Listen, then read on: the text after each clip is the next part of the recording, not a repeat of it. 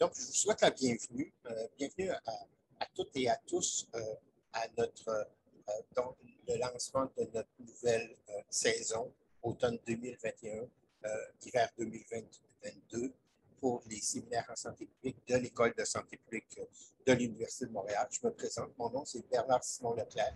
Je suis professeur agrégé de clinique à l'École de santé publique et je suis responsable d'une option surveillance épidémiologique de la maîtrise professionnelle en santé publique.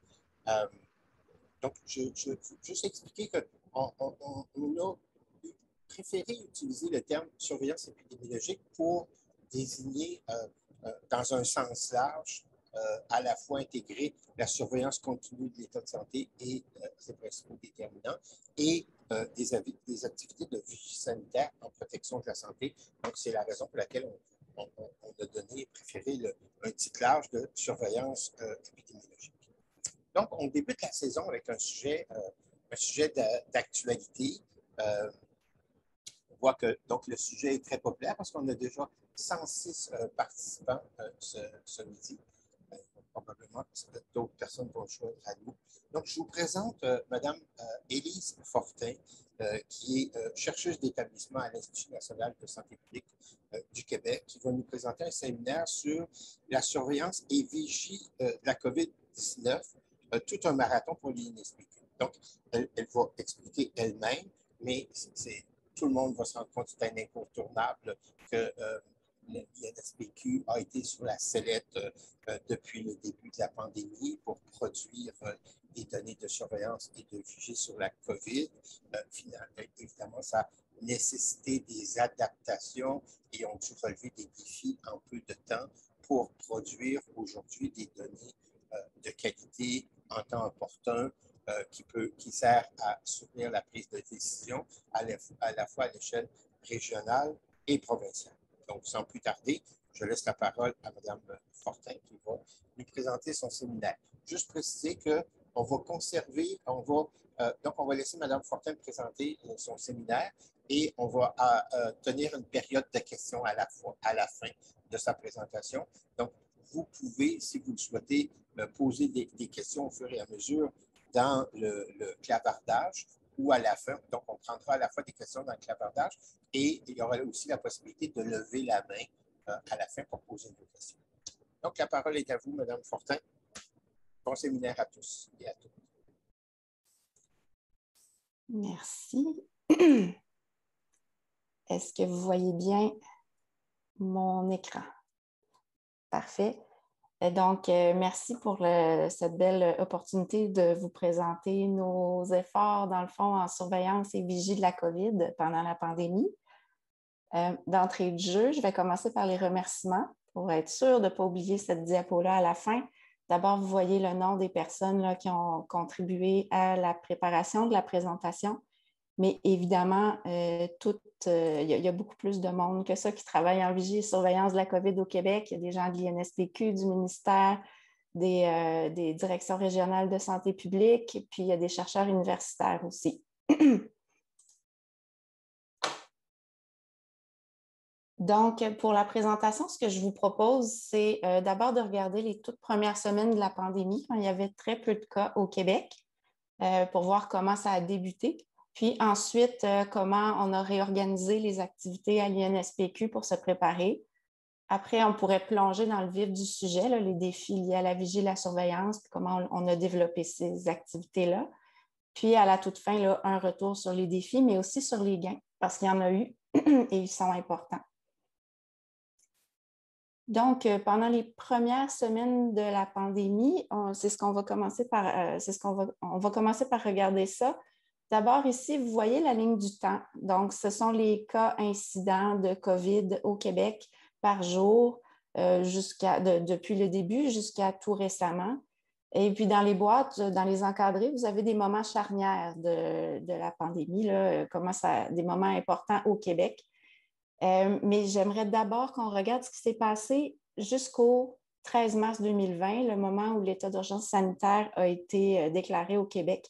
Vous voyez qu'avant cette date-là, il y a tellement peu de cas qu'on ne les voit pas sur le graphique, mais il y avait quand même beaucoup de travail à ce moment-là. Donc, au niveau international, les premières alertes ont été données le 31 décembre 2019 à Wuhan, qui est une ville en Chine d'environ 11 millions d'habitants. Donc, les autorités sanitaires ont annoncé qu'il y avait un nouveau coronavirus qui circulait et que ce coronavirus-là causait un syndrome respiratoire aigu sévère. Et comme ce n'était pas le premier qu'on voyait, c'était le deuxième, il a été nommé SARS-CoV-2. Au moment où ce nouveau virus-là est annoncé, il y a des questions qui se soulèvent dans le monde de la santé publique. C'est est-ce que c'est une menace à la santé publique? On veut savoir comment se préparer. Donc, est-ce que c'est un virus qui est très contagieux? La maladie, est-ce qu'elle est grave? Est-ce qu'on est souvent très malade ou est-ce que c'est même une maladie qui peut tuer souvent? Est-ce que c'est une épidémie qui s'éteindra d'elle-même? On a vu d'autres virus graves, là, comme l'Ebola ou le virus du Moyen-Orient dans les dernières années, qui ont commencé à se propager, puis ça s'est arrêté. Donc, ça, c'est des exemples de questions qu'on se posait pour voir à quel point ou comment il fallait se préparer. Et à l'époque où il n'y avait pas encore de cas au Québec, ce qu'on pouvait faire d'un point de vue de vigie-surveillance, c'était de lire la littérature grise, les sites web, les fils Twitter, regarder dans les médias traditionnels aussi qui ont vraiment fait un travail intéressant là, pendant la pandémie. Et puis, il y a eu un petit peu plus tard la prédiffusion d'articles scientifiques avant révision par les pairs. Évidemment, ça vient avec, ça entraîne une qualité inégale, disons, des articles disponibles, mais au moins l'information est accessible rapidement. Donc, on regarde tout ça. Il y a aussi l'accès libre au contenu COVID-19 dans les journaux scientifiques qui était intéressant. Et donc, on s'est mis à regarder tout ça en se posant certaines questions. Par exemple, quel est le R0? Combien de cas vont être causés par un premier cas dans une population susceptible? Et puis ensuite, quelles sont les populations à risque? Est-ce qu'il y a des sous-groupes de la population qui sont plus à risque que d'autres, qui vont souffrir davantage de cette maladie-là? Et puis, quelles sont les mesures qui ont été appliquées dans les pays touchés et lesquelles semblent fonctionner? Donc, pour ce qui est de la contagiosité, ici, vous voyez la courbe épidémique de la COVID-19 en Chine en date du 11 février 2020. Alors, vous vous rappelez, l'alerte avait été lancée le 31 décembre, à un moment où on avait très peu de cas. Et puis, déjà, le 23 janvier, il y avait entre 3 500 et 4 000 cas par jour, au point où il y a un confinement qui a été décrété. Et puis, par la suite, on a vu que le nombre de cas diminuait. Mais donc, vous voyez que ça a pris très peu de temps avant qu'il y ait quelques milliers de cas par jour. Ça semble contagieux. Maintenant, c'est un peu difficile quand on parle de la Chine, l'échelle de grandeur, la population est tellement plus grande que la population du Québec, c'est difficile là, de se situer. Est-ce que 4 000, c'est beaucoup en Chine? Mais dans le fond, comme la plupart des cas ici venaient de la région de Wuhan, puis que la population de Wuhan n'est pas tellement plus grande que la population québécoise, on comprend vite là, que peut-être 3 000 cas dans une même journée, c'est beaucoup. Ensuite, on se demande si le virus cause une maladie grave. Ici, je vous présente une diapositive qui avait été préparée par le docteur Gaston Desserres au tout début de 2020. Il comparait l'influenza saisonnière puis la COVID chez les 18 à 64 ans à partir des données qu'on avait à l'époque. Et donc, on voit là, que le risque d'hospitalisation, d'admission aux soins intensifs ou de décès était beaucoup plus grand avec la COVID comparé à l'influenza. Une autre question qu'on se posait, c'était, à quel point c'est une menace pour la santé publique, pour notre système, pour notre population. Et donc, voici une autre diapositive qui avait été présentée à l'époque par le docteur Desserres, qui présente le scénario d'une épidémie majeure avec peu de mesures de contrôle. Juste pour bien comprendre qu'est-ce qui pourrait s'en venir si on ne fait rien. Mais évidemment, on a fait quelque chose, là, donc ce n'est pas le scénario qui s'est produit pour vrai. Mais vous voyez que rapidement, en 13 semaines, je vais commencer d'abord par vous parler des postulats. D'abord, ce qui avait été pris en considération, c'est une proportion d'adultes qui seront infectés de 50 %, 80% des adultes qui seraient symptomatiques et 10% des patients symptomatiques qui seraient hospitalisés. Et donc, là, vous voyez rapidement, à la semaine 13, là, on arriverait à 35 000 nouvelles hospitalisations dans une semaine. Ces hospitalisations-là, on le sait maintenant, là, elles durent longtemps, alors que la capacité, le nombre total de lits de soins aigus au Québec à l'époque était de 18 000. Donc, il faut faire quelque chose, c'est une menace. Alors, et vient le moment où il faut réorganiser les activités à l'INSPQ. Et ça commence, pour réorganiser les activités, il faut d'abord se rappeler quelle est la mission de l'INSPQ. Ici, vous avez le lien, là, il y a une loi sur l'Institut national de santé publique du Québec. Si vous voulez voir le texte exact, vous pouvez aller le consulter sur Internet. Je l'ai un peu remanié pour simplifier, là. Mais donc, la mission première, c'est de soutenir le ministre de la Santé et des Services sociaux puis les autorités régionales de santé publique dans leur mission de santé publique. On doit aussi informer la population, collaborer avec les universités pour la formation des étudiants et aussi en recherche, la recherche en santé publique. On doit aussi établir des liens avec le Canada et avec l'international pour favoriser la coopération puis aider à la circulation de l'information. Donc, comment on se réorganise? D'abord, la même chose qui est arrivée à peu près tout le monde, c'est-à-dire on est passé en télétravail. Je n'entrerai pas dans les détails, vous savez probablement tous ce que c'est, mais nous aussi, on l'a vécu. Ensuite, la méthode de gestion est passée en top-down. C'est ce qui se produit à chaque pandémie. Donc, il y a un organigramme à l'INSPQ et donc, évidemment, ceux qui sont en haut prennent les décisions, ceux qui sont en bas exécutent, mais il y a généralement plus de temps pour discuter, éclaircir les mandats et tout. Là, en top-down, c'est plus direct. Donc, en haut, prennent les décisions et dirigent les besoins vers les personnes ciblées. C'est une méthode qui permet au moins que les gens en haut savent qui travaille sur quoi. C'est plus efficace et ça évite que le travail se fasse en double ou en triple. Donc, il y a un avantage certain à cette méthode-là, mais à un moment donné, au début, surtout quand ça s'installe, il faut bien rapidement définir les rôles et responsabilités de chacun et créer des nouveaux canaux de communication entre les différentes équipes pour éviter que ça fasse des silos. Donc, un premier défi. Ensuite, il y a certaines instances qui existaient déjà. Donc, on n'avait pas besoin de créer. Elles étaient déjà là. Donc, le Comité des infections nosocomiales du Québec, le Comité d'immunisation du Québec, le laboratoire de santé publique, les équipes de surveillance et de vigie là, qui travaillaient sur différents sujets. Ces instances-là se doutaient bien que leur expertise serait mise à profit, mais vers la COVID. Et puis ensuite, on a créé plusieurs cellules de travail, dont celle de surveillance et de vigie. Alors, on arrive au point principal de la présentation. Moi, je présume que vous avez déjà discuté là, de la différence entre surveillance et vigie. C'est une distinction toute québécoise, mais dans le cas de la COVID, dans le fond, ce qu'il faut comprendre, c'est que c'est beaucoup de la vigie qu'on fait. Il y a quand même aussi de la surveillance, mais les deux se chevauchent. Mais on est devant une menace qu'on doit bloquer rapidement. Alors, c'est beaucoup de la vigie. On est intéressé à avoir des données rapidement plutôt que des données parfaites parce qu'il faut intervenir rapidement. Alors, les premières étapes dans le développement de notre système de surveillance et vigie.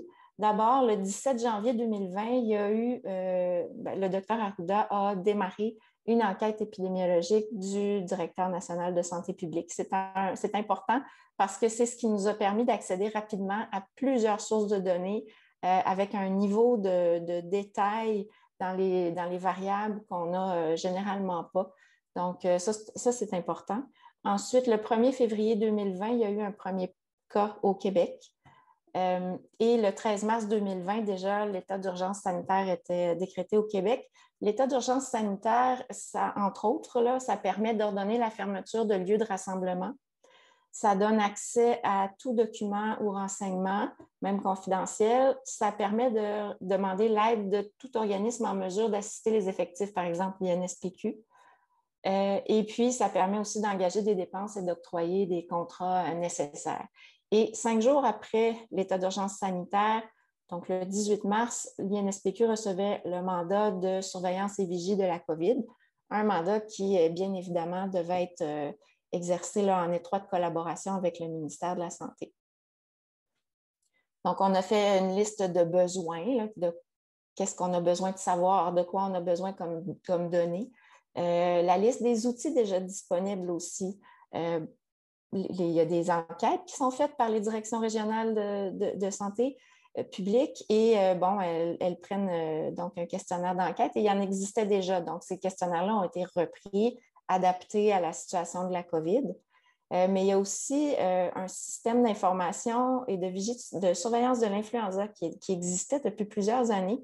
Évidemment, l'influenza, ce n'est pas la COVID. Par contre, il y avait certains indicateurs suffisamment sensibles qui nous permettaient de suivre la situation un peu en attendant d'avoir des outils spécifiques à la COVID. Donc, par exemple, on pouvait regarder les syndromes d'allure grippale. Ce n'est pas parfait, mais on avait quelque chose en attendant les développements. Ensuite, il y avait des partenariats déjà existants, entre autres une compagnie avec laquelle on travaille depuis plusieurs années et qui a une expertise là, dans la mise en commun des données hospitalières des différents hôpitaux. Donc, ils ont travaillé là, à la mise en commun des données de laboratoire.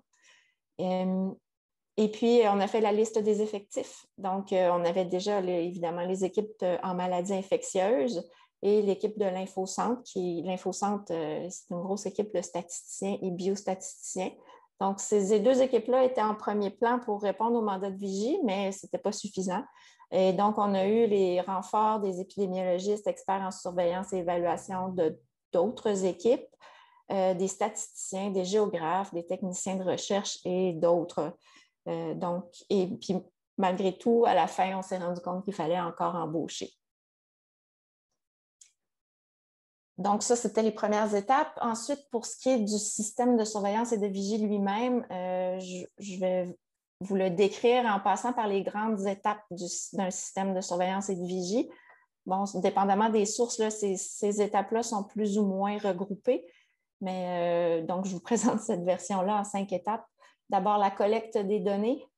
Ensuite, le traitement et jumelage des données, l'analyse des données, l'interprétation des résultats et la diffusion des résultats. L'analyse et le traitement, bien sûr, vous l'avez sûrement expérimenté vous-même en analysant des données, c'est itératif. Donc, on commence par avoir une idée de ce qu'on veut faire, de ce qu'on veut produire, on commence à regarder les données, puis on fait quelques allers-retours là, entre le traitement, le jumelage et l'analyse. Donc, pour la collecte des données, d'abord, j'en ai glissé un mot tout à l'heure, l'accès aux données. Grâce à l'enquête épidémiologique du directeur national de santé publique, on a eu accès à des données importantes, mais dans un temps record. Donc, on les a eues vraiment très rapidement et c'était des données très sensibles. Par exemple, on a le numéro d'assurance maladie dans la plupart de nos bases de données. Évidemment, ça vient avec un enjeu de sécurité des données. Il faut s'assurer que tout est bien géré correctement. Mais l'accès à ces données-là, c'est majeur, c'est important et le NAM, par exemple, permet des jumelages relativement facilement. Donc, pour les besoins, les différentes sources de données, je vais y aller par vague. Donc, à la première vague, on a établi la base de notre vigie et surveillance. D'abord, on voulait l'information sur les tests de dépistage. Un défi qui a été rencontré avec les tests de dépistage, c'est que les laboratoires n'ont pas des bases de données qui suivent un format uniforme. Et donc, quand on veut tout mettre ça ensemble, il y avait beaucoup de travail là, pour reformater les variables et puis mettre tout ça ensemble. Il y a aussi le fait que le laboratoire de santé publique faisait des tests de confirmation. Et donc, il fallait intégrer cette information-là, mais sans créer de doublons. Donc, ça, c'est pour les tests de dépistage. Ensuite, on voulait de l'information clinique sur les cas. Et ça vient typiquement là, par les enquêtes des directions régionales de santé publique. Les sources de données, là-dessus, elles ont évolué. Donc, au départ, on avait le questionnaire, pas papier, là, mais électronique, mais qui n'était pas lié à une base de données interactive. Donc, initialement, on recevait à chaque jour, à l'INSPQ, on recevait le nombre de nouveaux cas dans chaque région, puis on regroupait ça dans un tableau et c'était envoyé par courriel aux autorités de santé publique. Mais bon, à un moment donné, rapidement, on a eu une base de données plus interactive. Les cas étaient saisis dans cette base de données-là, puis on pouvait extraire les données. Donc, c'était plus simple, plus direct. Et donc, ça, c'était le V10. Et puis, un peu plus tard, au courant de l'été 2020, on est passé à un autre système qui était le système trajectoire de santé publique. Donc, les sources de données ont évolué. Il a fallu s'adapter à chaque fois, s'assurer qu'on était capable de suivre nos tendances. Et puis, le questionnaire aussi, le questionnaire d'enquête était souvent modifié pour s'adapter à la situation. Et donc, ça, nous aussi, du côté de l'analyse de ces données-là, il fallait être au courant. À un certain moment donné aussi, les régions ont commencé à être débordées par les enquêtes et ont commencé à prioriser les questions auxquelles elles allaient répondre. Et donc, pour être certain d'avoir notre base d'informations, à ce moment-là, on a eu recours au jumelage avec d'autres bases de données qui contenaient certaines informations dont on avait besoin. Et par exemple, les hospitalisations, puis les conditions sous-jacentes. Ensuite, pendant la première vague, si vous vous souvenez, c'est une période où les travailleurs de la santé puis les résidents de CHSLD ont été particulièrement touchés. Donc, il fallait trouver de l'information sur ces deux populations-là. Et puis, on a développé la cartographie, la détection d'agrégats à l'Infocentre de santé publique. Les agrégats, c'est des zones où il y a plus de cas qu'attendus. Ensuite, développer des indicateurs sur les consultations aux urgences, sur les hospitalisations. Il y avait 3 sources d'informations potentielles et puis il y en a une qui s'est démarquée parce qu'elle était en temps quasi réel. Et puis aussi l'information sur les décès. Vous avez probablement entendu parler du fait que l'information circulait par fax, voire même par courrier postal. Et puis, mais ce n'est plus le cas. Nos décès COVID sont maintenant indiqués ou signalés avec un formulaire électronique. Ça va beaucoup plus vite. Donc, ça, c'est pour la première vague. Ensuite, rapidement, dans la deuxième vague, on est allé chercher l'information sur les conditions sous-jacentes à l'aide du système intégré de surveillance des maladies chroniques du Québec. Donc, on pouvait ensuite aller jumeler avec nos cas. Il y a un registre des éclosions qui a été déployé, une nouvelle mouture du registre qui a été déployé. Aussi, une vigie en service de garde, une vigie des virus respiratoires dans 3 hôpitaux qui permettait de voir qu'est-ce qui circulait puis d'aller chercher des questions, des informations précises qu'on ne retrouve pas nécessairement dans des bases de données administratives.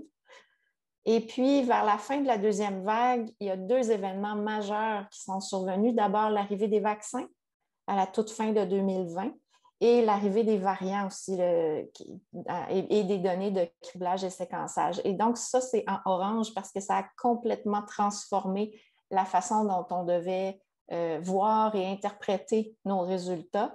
Il fallait toujours penser, oui, OK, mais là, il y a le vaccin. Est-ce que le vaccin peut jouer sur cette tendance? Et bon, il y a un nouveau variant qui circule. Est-ce que ça peut expliquer ce qu'on voit? Donc, ça a complètement changé la donne et aussi ça a multiplié par un très grand facteur le nombre de jumelages de sources de données qu'on pouvait faire parce que tout le monde voulait pouvoir comprendre ces données en fonction des vaccins et des variants. Par la suite, à la 3e vague, il y a eu publication de données sur la surmortalité. À la 4e vague, c'est maintenant, et on est en train de déployer la vigie dans les milieux de soins et la vigie dans les écoles. Et pendant toute la pandémie, il y a eu un défi transversal qui était de trouver certains dénominateurs, en particulier CHSLD, résidences privées pour aînés, travailleurs de la santé. Et un bon exemple du défi que ça pouvait représenter, c'était quand on voulait calculer la couverture vaccinale selon certains groupes. Là, il faut être sûr d'aller chercher le bon dénominateur pour savoir à quel point la couverture vaccinale, où on en est rendu dans la couverture vaccinale. Donc, voilà pour la collecte de données. Maintenant, pour le traitement et jumelage des données, j'en ai déjà parlé un peu. Le jumelage des données, c'est c'est absolument nécessaire, c'est incontournable. C'est ça qui nous donne un niveau de détail suffisant pour bien soutenir la prise de décision.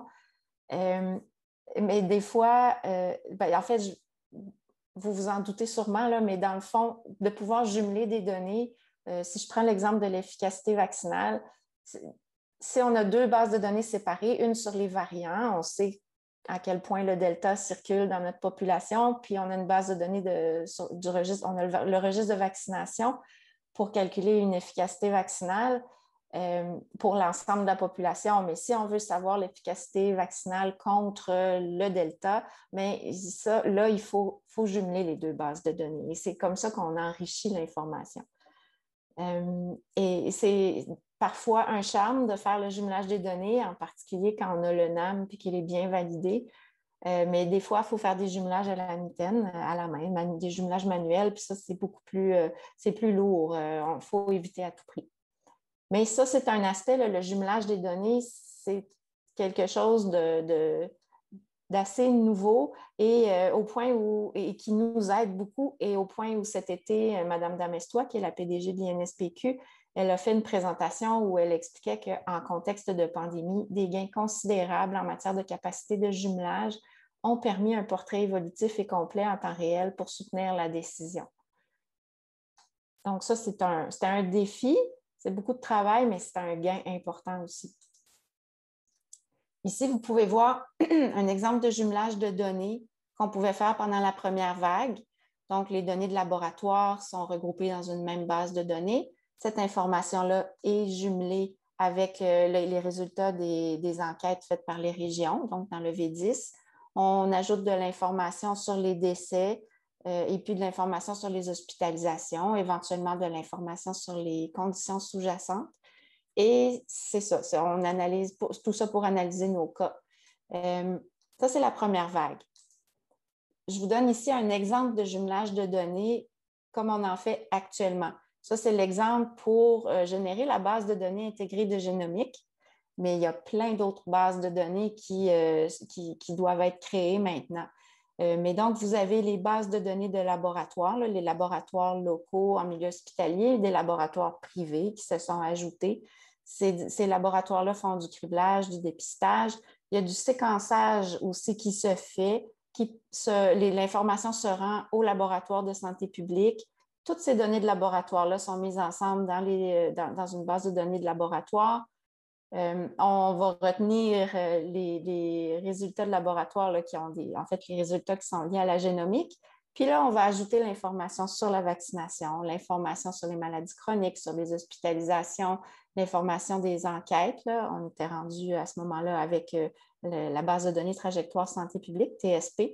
Et donc, on regroupe tout ça pour créer une base de données. Et ça, ce n'est qu'un exemple. Donc, on s'est retrouvé rapidement avec de nombreux fichiers gigantesques. Et ça demande de savoir manipuler efficacement les bases de données.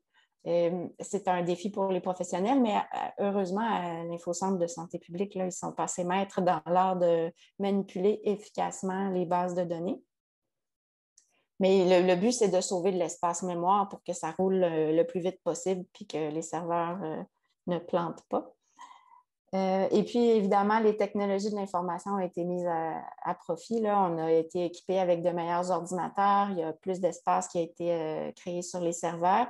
Et puis, évidemment, ça venait avec un enjeu de sécurité des données là, dont j'ai parlé tout à l'heure, mais c'est les technologies de l'information qui se sont penchées là-dessus.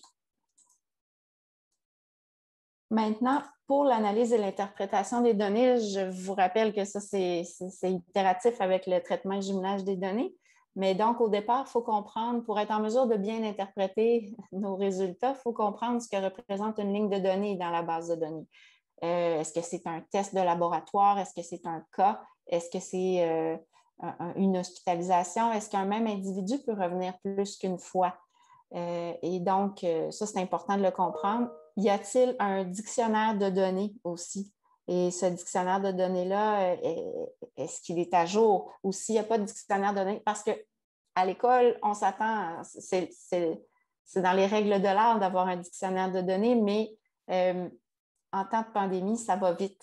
il n'y en a pas nécessairement. On ne peut pas présumer qu'il va y avoir un dictionnaire de données. Mais alors, on cherche une autre façon de savoir qu'est-ce qu'il y a dans la base de données.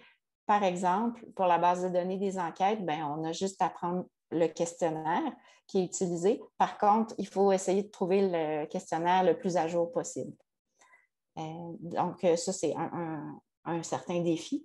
Ensuite, je dis ensuite, mais c'est au tout début, il faut élaborer un plan d'analyse. On se fait une liste d'indicateurs, ce dont on a besoin pour être en mesure de dresser un portrait complet de la situation. Ensuite, on priorise nos indicateurs parce qu'on ne sera pas capable de les développer tous en même temps. Donc, on les priorise et on détermine aussi à quel public ça va s'adresser. Il faut identifier, quand on a notre base de données, il faut identifier les variables fiables ou moins fiables. Ça se fait par des croisements de variables. Évidemment, là, on pense, disons, à 2 dates. Si la date de décès survient avant la date de naissance, c'est une aberration. Là, on regarde à quel point, c'est normal qu'il y ait des aberrations dans une base de données, mais on regarde à quel point il y en a beaucoup puis il y en a souvent pour savoir si une variable, on peut l'utiliser avec une assez grande confiance. Et puis, j'ai des collègues aussi qui ont passé beaucoup de temps à faire quelque chose qu'on n'a pas tendance à faire en épidémiologie parce qu'on se prépare puis on est entraîné à calculer des statistiques puis du quantitatif.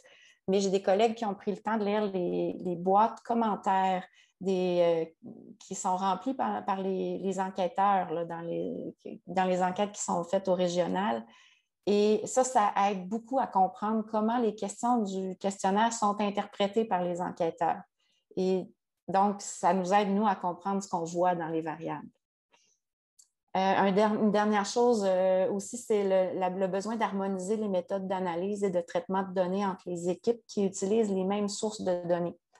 On est plusieurs à travailler sur les hospitalisations, mais quand on va présenter nos résultats aux décideurs, si on arrive à 2 nombres d'hospitalisations différents, ça va inquiéter le décideur. Il va se demander si on sait ce qu'on fait, par exemple.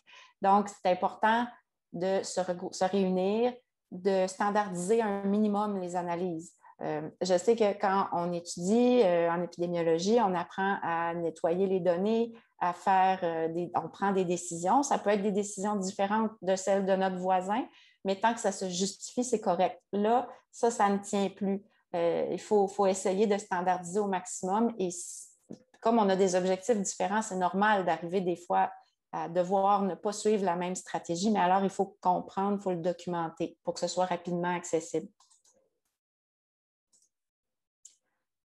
Ensuite, toujours dans l'idée d'interpréter les données, il faut mesurer le délai de saisie des informations. Nos indicateurs, une fois qu'ils sont prêts, qui sont calculés quotidiennement, ce qu'on veut savoir, c'est à quelle vitesse ils se stabilisent. Aujourd'hui, on est le 22 septembre. Si je calcule le taux d'incidence de la COVID pour le 22 septembre, je vais avoir un taux d'incidence qui est très bas parce que l'information n'est pas encore saisie au complet. Demain, ça va être mieux. Dans 2 jours, ça va être encore mieux. Ça prend peut-être 3-4 jours avant de se stabiliser. Puis, ça va varier selon l'incidence de la COVID, dans le fond, selon la charge de travail pour les régions. Donc, c'est quelque chose qu'on va suivre dans le temps et qu'on va prendre en compte quand vient le temps d'interpréter nos indicateurs parce qu'il faut quand même arriver avec une interprétation en temps opportun. Le temps opportun, c'est à temps pour éclairer la prise de décision. Ça peut être 7 jours sur 7 et ça peut être de jour, de soir ou de nuit. Et vous voyez tout de suite, quand je vous dis ça, l'importance de passer rapidement à une automatisation des analyses. J'ai des collègues qui ont eu un rythme de vie beaucoup plus sain à partir du moment où leurs analyses ont été automatisées. Donc, voilà pour l'analyse et l'interprétation. Maintenant, pour la diffusion des résultats, il y a de nombreux produits là, qui ont été préparés. D'abord, il y a des produits qui sont à diffusion restreinte aux acteurs de vigie et surveillance en santé publique. Il y a beaucoup plus de détails et d'informations, de l'information plus sensible, disons, là-dedans. Dans les premières semaines, c'était un simple courriel qui était envoyé au directeur national de santé publique et aux régions avec les nombres par région là, dont je vous parlais tout à l'heure. Quand on était en mesure de préparer des rapports quotidiens et hebdomadaires, ça a été envoyé par courriel aussi au même destinataire. Il y a des indicateurs qui ont été développés à l'Infocentre de santé publique, de la cartographie aussi, pour que les régions puissent voir où sont les cas. Et puis, du côté public, il y a le site Internet de l'INSPQ qui a été développé, la page web Données COVID-19 au Québec, entre autres, que vous pouvez consulter facilement, et je vais y revenir. Sur cette page-là, vous pouvez voir là, en haut de la page principale, en haut à droite, il y a un encadré comme ça où vous pouvez aller, en cliquant, là, vous pouvez aller chercher des informations sur des sujets plus précis. Il y a des rapports thématiques aussi qui sont disponibles sur le site Internet de l'INSPQ. Par rapport thématique, on veut dire on a creusé une question une fois et ensuite, on n'a plus besoin de refaire l'analyse. Donc, ça devient l'objet d'un rapport thématique. Il y a des articles scientifiques qui ont été publiés, il y a des entrevues qui ont été accordées aux médias et aussi, il y a un processus qualité à l'INSPQ pour s'assurer que nos productions respectent certains standards. Mais là, le processus qualité a été adapté là, pour qu'on puisse diffuser en temps opportun. Il y a eu une grande augmentation de la visibilité de l'INSPQ dans les médias, dans le public. Et donc, vous voyez ici là, le bond qu'on a eu dans les abonnés Facebook, Twitter, LinkedIn entre 2019 et 2021. Vous pouvez voir aussi le nombre de pages vues par jour sur le site Internet de l'INSPQ. Pendant la première vague, on a même dépassé les 100 000. Par la suite, ça a diminué, mais on est resté généralement au-dessus de 20 000 pages vues par jour, ce qui est vraiment complètement différent de ce qu'on avait au tout début de la pandémie. Vous voyez, là, autour du 1er mars, on frôlait le zéro et une bonne partie de ces consultations-là, c'était souvent des gens, même de l'INSPQ, là, qui allaient consulter leur propre rapport ou ce genre de situation-là. Donc, vous voyez là, que les communications ont eu beaucoup plus de travail que tout à coup avec la pandémie. Donc, on les a consultés là, pour préparer la présentation d'aujourd'hui. D'abord, on leur a demandé leurs remarques. Ce qu'on nous a dit, c'est qu'il semble y avoir une confusion des rôles entre les différents partenaires de santé publique. Souvent, on attribue à l'INSPQ le rôle de décideur, ce qui n'est pas du tout le cas. L'INSPQ est là pour conseiller, pour partager son expertise, mais n'est pas décideur. Aussi, ce que les communications nous rappelaient, c'est que l'infodémie les oblige à assurer une veille vraiment serrée de ce qui se dit de l'INSPQ et à intervenir quand de la fausse information nous est attribuée. Donc, l'équipe doit rectifier les fausses informations. C'est beaucoup de travail. Donc, si on termine par un résumé des défis et des gains, d'abord pour les défis, la communication, c'est un défi. Là. Quand on change le système de gestion, de gouvernance, il faut s'adapter, il faut trouver une façon de faire circuler l'information, éviter les silos. Il faut bien comprendre les rôles et responsabilités.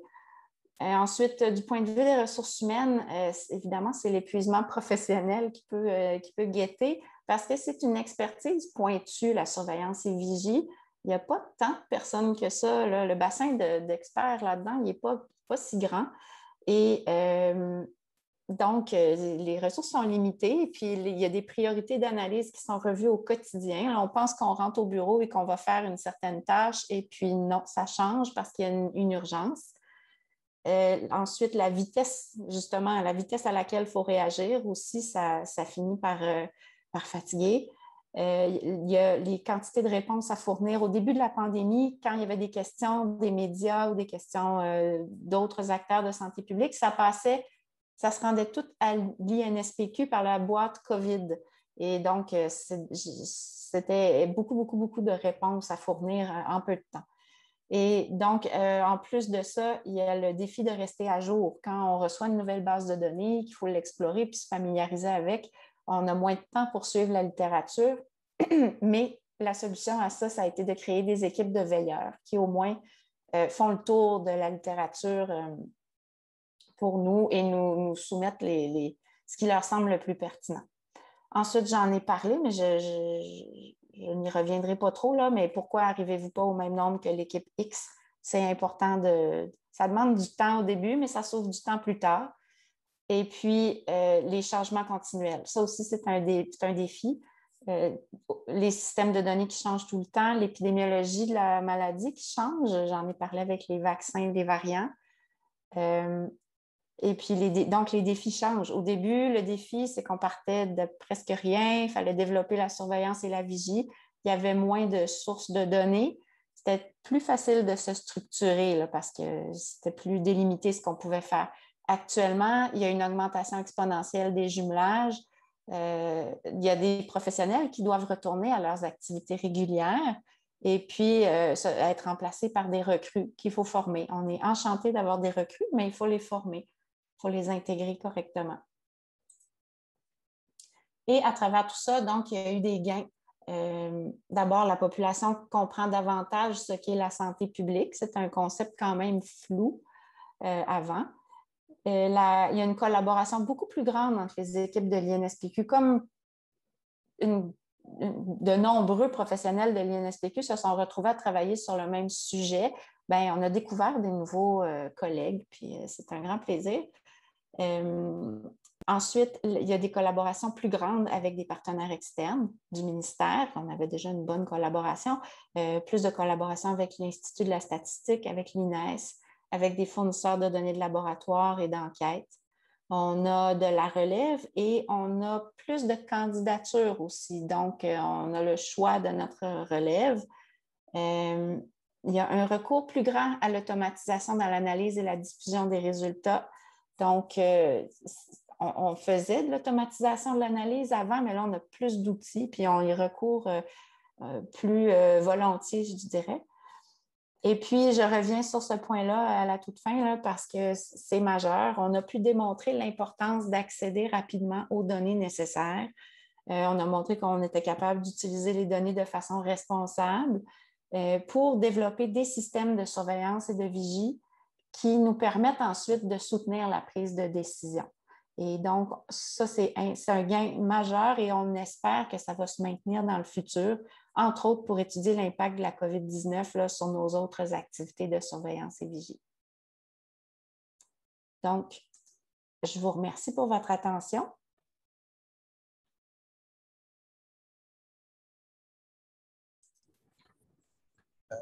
Merci beaucoup, Mme Fortin, pour votre présentation. C'est très intéressant.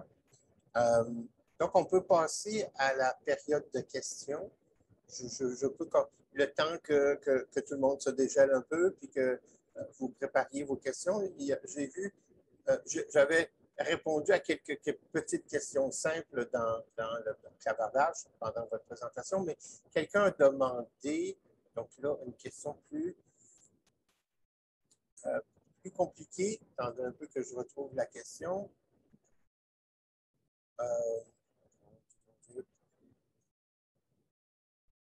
Bon, peut-être qu'on peut passer à une autre question en attendant que je trouve la question qui avait été posée.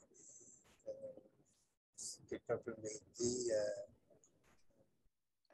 Bernard Simon, je pense que la question était, savez-vous quel est le pourcentage d'échantillons positifs à la COVID-19 qui sont criblés pour détecter le variant Delta ou les autres variants préoccupants? C'était une question de Amandine Bémot. Je ne le sais pas. J'ai peut-être des collègues là, qui pourraient répondre, mais moi, personnellement, je ne le sais pas. Je n'ai pas cette proportion-là exactement.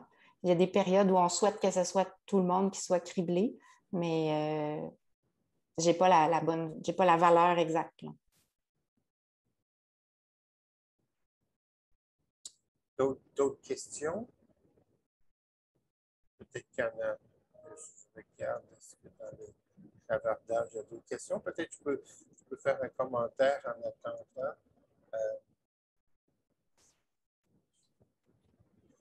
Pas de main levée. J'ai vu que parmi toutes les activités que vous avez mentionnées autour de la surveillance, je n'ai pas vu, peut-être que c'est comme considérer un projet parallèle peut-être? Parce qu'il y avait aussi Dr Soto et son équipe, à un moment donné, qui ont monté un système de surveillance dans les milieux de garde. Oui, bien, je l'ai mentionné rapidement là, à travers tout le reste, mais c'est la vigie en service de garde qui avait été déployée là, pendant la deuxième vague. Ça faisait partie là, des sources de données qu'on avait. Là, ici, je vois, quel est le rôle personnellement? Oh, là, je ne suis pas certain de bien comprendre. Quel est OK, votre rôle. Quel est votre rôle personnellement au sein de l'INSPQ? Bon, en général, je suis épidémiologiste à l'INSPQ. Je suis conseillère scientifique spécialisée ou chercheuse d'établissement. Je travaille normalement sur la surveillance de l'utilisation des antibiotiques dans la communauté. Avant ça, j'avais fait surveillance et vigie des infections nosocomiales pendant plusieurs années. Pendant la COVID, à un moment donné, je me suis concentrée sur la situation des CHSLD, l'impact de la vaccination avec une première dose dans les CHSLD. Puis j'ai travaillé, mais c'est toujours en équipe, hein, j'ai travaillé aussi au développement d'indicateurs sur les hospitalisations incidentes.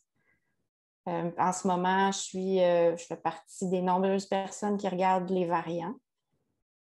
Donc, puis je fais aussi partie d'une équipe qui à chaque semaine se réunit pour regarder l'ensemble de la situation. Donc, on comprend que votre travail, le travail régulier que vous faisiez a été un peu perturbé et qu'il y a des tâches et responsabilités particulières qui apparaissent le temps de la COVID. Si on dit lors du jumelage et analyse des données, est-ce que vous n'incluez que les cas qui ont un numéro d'assurance maladie? Si oui, que faites-vous des autres cas? Bien, quand on jumelle, ça prend un minimum là, pour jumeler. Des fois, dans nos bases de données, si on a la date de naissance, le nom, prénom, le sexe, on peut recréer un numéro d'assurance maladie. Mais c'est sûr que des fois, on perd un petit pourcentage en faisant des jumelages. Peut-être, je ne sais pas si peut-être que la personne veut dire qu'il y a des individus qui n'auraient pas un numéro d'assurance maladie. Oui, bien, ça arrive dans nos bases de données que des gens n'aient pas de numéro d'assurance maladie. C'est peut-être qu'ils n'en ont pas du tout ou peut-être qu'il n'a pas été saisi ou il y a une erreur dans le NAM. Mais à ce moment-là, le jumelage ne fonctionnera pas, mais on a des stratégies. On peut essayer de recréer le NAM avec, comme je disais, la date de naissance, le sexe, le nom-prénom. On dit présentation très intéressante. Bravo. Merci. Au niveau de la gouvernance du réseau de la santé, est-ce que l'INSPQ joue seulement un rôle d'analyse et recommandation ou est-ce que l'Institut a des pouvoirs ou de l'autorité vis-à-vis de la santé publique? On est vraiment là comme expertise, comme conseil. Là. On n'est pas décideur. Exactement. Vous aviez mentionné cet aspect. Donc, le rôle de l'INSPQ est de fournir de l'information à ceux qui ont à prendre des décisions et qui puissent prendre des décisions éclairées. C'est ça. Question, si vous êtes à l'aise d'y répondre. Oh, c'était pas vraiment de dire le reste. Face à l'annonce d'une loi Mammouth à venir pour le réseau de la santé et l'intérêt du ministre pour moderniser les systèmes d'information, selon votre équipe, y a-t-il des priorités de refonte légale pour faciliter la surveillance au Québec? Voulez-vous que je vous la répète? Non, tout simplement, je n'ai pas assez d'informations là, pour pouvoir répondre à la question en ce moment. Mais comme je disais dans la présentation, nous, on trouve que c'est un gain majeur là, d'avoir un accès à des données rapidement puis de pouvoir les jumeler. OK, je vois que c'est une question d'une personne éclairée. Bonjour. Est-ce qu'il y a d'autres questions? Merci pour la procédure. Faire partie de. Oui, tiens, voilà, on va motiver des gens à postuler à l'INSPQ et à travailler en surveillance. Le pourcentage. Oh, ça, c'est une longue question. Le pourcentage de vaccination contre la COVID-19 est le plus faible à Montréal et à Laval que dans toutes les autres grandes villes au Québec. et cela pourrait favoriser l'éclosion plus probable de clusters pandémiques du variant Delta, plus contagieux, contagiosité équivalente à celle de la varicelle, semble-t-il, dans cette région. Donc, pourrait causer favoriser l'éclosion de plus probable de clusters pandémiques du variant plus contagieux dans cette région. Quel est le rôle de l'INSPQ dans la surveillance de ces régions plus à risque de répandre la contamination?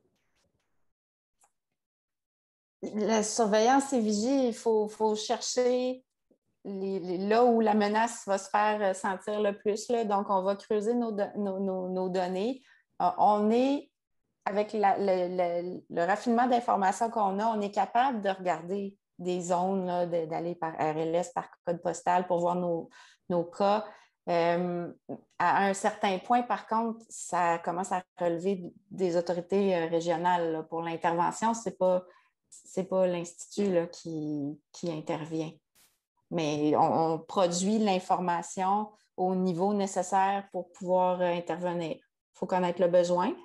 Des fois, on l'identifie nous-mêmes. Des fois, ça nous vient des régions.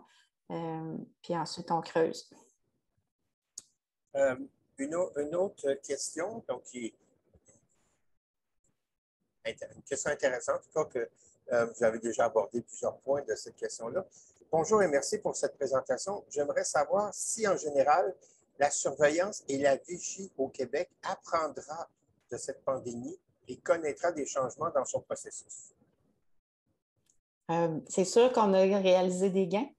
Comme vous le disiez, j'en ai mentionné quelques-uns, l'information sur les décès qui fonctionne plus vite, l'accès à des données beaucoup plus rapidement, puis des données sensibles qui permettent le jumelage. Donc, mais on espère que ça va, là, on sait que ça fonctionne, on peut démontrer qu'on y arrive, que c'est utile, puis on espère que ça va se pérenniser.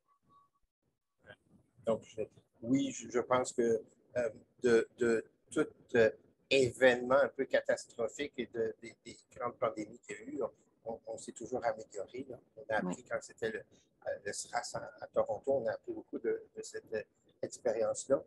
Excellente présentation. Est-ce que le système de surveillance peut entraîner certaines exclusions? Par exemple, population éloignée ou minorité ethno-linguistique? J'aurais peut-être besoin que la question soit clarifiée un peu. C'est sûr qu'on surveille les cas partout, mais en surveillance ou vigie, là, on les surveille partout. Par exemple, sur notre cartographie, s'il y en a en région éloignée, on va les voir, on va détecter des agrégats. Puis il y a des régions, là, les directions régionales de santé publique, pour ces régions-là, elles sont là, puis elles veillent au grain. Là. Mais je ne suis pas sûre de répondre à la question. J'aurais tendance à dire qu'il n'y a pas que les populations éloignées, les minorités ethno-linguistiques vont être considérées dans la surveillance puisque ces personnes-là ont un numéro d'assurance sociale, un numéro d'assurance maladie, dans la mesure où est-ce qu'ils vont avoir un problème, ils vont consulter un système de santé, donc ils vont être repérés. Évidemment que les populations éloignées, minorités ethno-linguistiques peuvent présenter des caractéristiques particulières, mais ils ne seront pas laissés pour compte, ils ne seront pas oubliés. C'est ça. On compte tous les cas, même ceux qui n'ont pas de numéro d'assurance maladie, ils sont comptés de toute façon. Oui. Est-ce que, je regarde là, il nous reste encore 5 minutes, 3 minutes peut-être, est-ce que vous partagez sur les méthodes défis avec d'autres pays? Comment le système de vigie d'ici se situe par rapport aux autres régions, pays? Évidemment, je peux déjà répondre qu'on est toujours les meilleurs. En termes de qualité des données, précision produite. Donc, plus sérieusement, est-ce que vous partagez les méthodes avec d'autres pays? Puis comment que le système de vigie ici au Québec se situe par rapport à celui d'autres régions ou pays en termes de qualité des données, prédiction produite? J'ai de la misère à répondre de façon exhaustive à cette question-là. On regarde ce que les autres font. Puis on constate que, par exemple, moi j'ai travaillé davantage sur les CHSLD. j'ai échangé avec des collègues de l'Ontario. On n'a pas les mêmes défis. On a le même défi dans le sens où il faut trouver les données, l'information. Mais c'est ça. Ça, c'est un sujet. On échange là-dessus. On voit qu'on a des défis communs puis d'autres qui ne le sont pas. Mais c'est ça, à l'international. Moi, je ne suis pas au fait là, de grands réseaux d'échanges, mais il y en a peut-être. Et pour l'autre partie, moi, je vais me permettre de répondre à ça. Vous êtes gêné de le dire. Mais c'est vrai quand même, juste dire qu'au Québec, on a un long historique d'expérience en surveillance de la santé. La surveillance de la santé, c'est une fonction qui existe depuis très longtemps au Québec. Donc, j'aurais tendance à dire qu'on a, de façon globale, dans l'ensemble du Québec, une longueur d'avance et beaucoup d'expérience par rapport à d'autres provinces et d'autres pays en matière d'expertise en surveillance. Oui, puis il y a des informations, c'est ça,